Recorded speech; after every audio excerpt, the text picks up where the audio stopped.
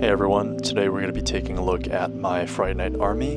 This is something I've been working on since the release of the Series 25 Vampire Knight around May of last year. If I'm honest, when I first got the figure, I didn't think it would be so high quality with very intricate leg printing, arm printing, cape, helmet, as well as weapon. But ultimately having the figure convinced me that I needed to build an entire army for this character.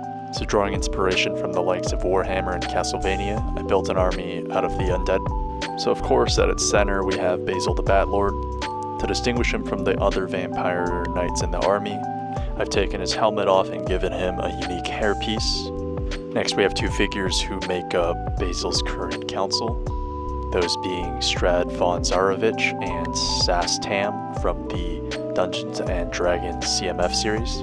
Count Strad serves as another general in the army.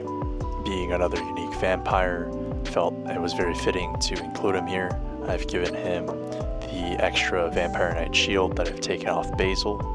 I added Sas Tam because, being a lich, I felt it was a very good place to put him since, as you'll see soon enough, much of the army is comprised of skeleton warriors. Drawing inspiration from Dracula's War Council in Castlevania, I'm thinking of having ones with helmets from different regions around the world.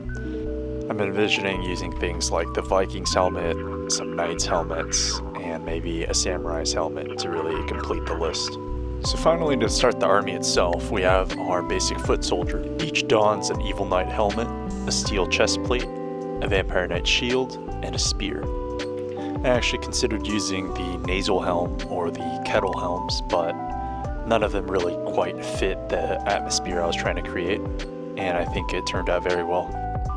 Next we have our skeleton archers, who are donning what Lego calls the tournament helm, with a red plume on top, a long bow, and steel chestplate. Normally I keep my foot soldiers and archers more lightly armored, but I think with the skeletons, the armor really adds something to their look. Next we have our heavy infantry, with the skeleton coming from the Lego Castle Fantasy era, as well as the chestplate. Each is covered with entirely black armor, topped with a red plume, a great axe, and a shield. This is generally the look I like to take when creating heavy infantry. You'll find that it's the same across my Black Falcons as well as my Lion Knights. Here we have the head of the foot soldiers. I've given him a more unique knight's helmet, and he's also holding a flag. I'm hoping to replace this with a fabric flag in the future containing the Fright Knight's emblem. Next we have our Spectral infantry. This is the Fright Knight from Series 19 of the collectible minifigures. Haven't decided their particular purpose, but they could serve either as castle guards or some kind of special forces infantry. Building off of that, we also have some Lego ghosts here, each wielding a brick-built scythe or axe, holding a shield in the other hand. What gave me the idea to look into this was actually the ghostly Fright Knight from Series 19.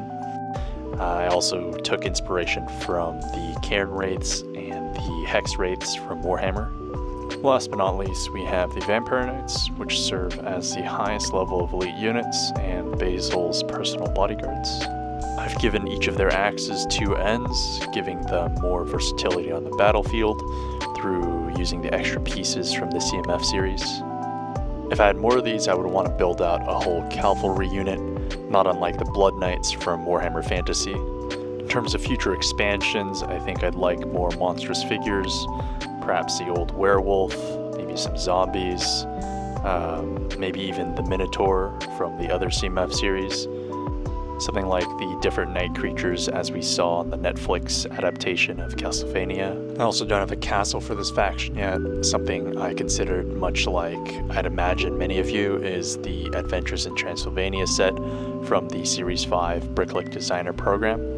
Ultimately feeling that this set was more building than it was castle for my personal liking, although I will say the build was very impressive to look at. I also looked at Nightlord's Lair by BrickFans UI. I especially like the idea of a moat with a long walkway, as well as the two separate gatehouses guarding the castle. One final set I looked at was the Fright Knight's Basil's Manor by Alauk on Rebreakable. really liked his extensive use of color through the orange leaves on the tree, the red roofs, and the overall design of the citadel with the various details along the stone walls as well as the tiled windows. A particular note is this brick-built bat creature he has sitting atop the spire. Really reminds me of the Vargolf from Warhammer Fantasy. So that's about it for my Fright Knight's army. Thanks so much for watching. Let me know what improvements or suggestions you have, and hope to see you soon.